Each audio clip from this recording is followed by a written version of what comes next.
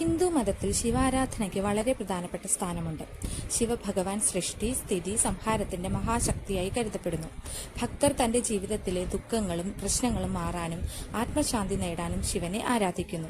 ഈ ആരാധനകളിൽ ഏറ്റവും പ്രധാനപ്പെട്ട ഒന്നാണ് ധാര വഴിപാടായി നൽകുന്നത്. ശിവലിംഗത്തിൽ ജലം അല്ലെങ്കിൽ മറ്റു പവിത്ര ദ്രവ്യങ്ങൾ നിരന്തരം ഒഴിക്കുന്ന ഈ ആചാരം ധാര അല്ലെങ്കിൽ അഭിഷേകം എന്നറിയപ്പെടുന്നു.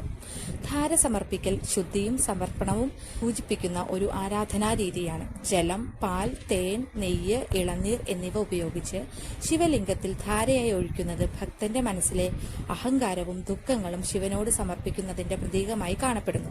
ഇങ്ങനെ സമർപ്പിക്കുമ്പോൾ ഭക്തന്റെ മനസ്സ് ശാന്തമാകുകയും ആത്മീയമായ ഒരു അനുഭവം ലഭിക്കുകയും ചെയ്യുന്നു.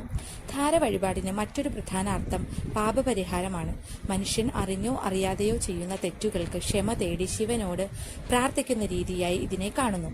ശിവൻ കരുണാനിധിയായതിനാൽ ഭക്തരുടെ പാപങ്ങളും ദുഃഖങ്ങളും നീക്കുമെന്നാണ് വിശ്വാസം. അതിനാൽ ജീവിതത്തിലെ തടസ്സങ്ങൾ മാറാനും കഷ്ടങ്ങൾ കുറയാനും ധാര സമർപ്പിക്കുന്നത് സഹായിക്കുമെന്ന് ഭക്തർ വിശ്വസിക്കുന്നു. ധാര സമർപ്പിക്കുന്നത് ആരോഗ്യവും സമാധാനവും നൽകുമെന്ന വിശ്വാസവും ജനങ്ങളിൽ ശക്തമാണ്. ജലം ശുദ്ധിയുടെ പ്രതീകമായതിനാൽ ശിവലിംഗത്തിൽ ജലം ഒഴിക്കുന്നത് ശരീരവും മനസ്സും ശുദ്ധീകരിക്കുന്നതിന്റെ പ്രതീകമായി കാണുന്നു. ഇതിലൂടെ ഭക്തന് മാനസിക ശാന്തിയും ആത്മവിശ്വാസവും ലഭിക്കുന്നു. കൂടാതെ കുടുംബസൗഖ്യം, ഐശ്വര്യം, ആഗ്രഹ സാഫല്യം എന്നിവയ്ക്കായും പലരും ധാര വഴിപാട് നടത്തുന്നു. ഇങ്ങനെ നോക്കുമ്പോൾ ധാര വഴിപാട് ഒരു സാധാരണ ആചാരമല്ല, ഭക്തന്റെ ആത്മീയ സമർപ്പണത്തിന്റെ പ്രതീകമാണ്. മനഃശാന്തി, പാപപരിഹാരം, കഷ്ടനിവാരണം, ആത്മീയ ഉന്നതി എന്നിവയ്ക്കായി ഭക്തർ ഈ വഴിപാട് നിർവഹിക്കുന്നു.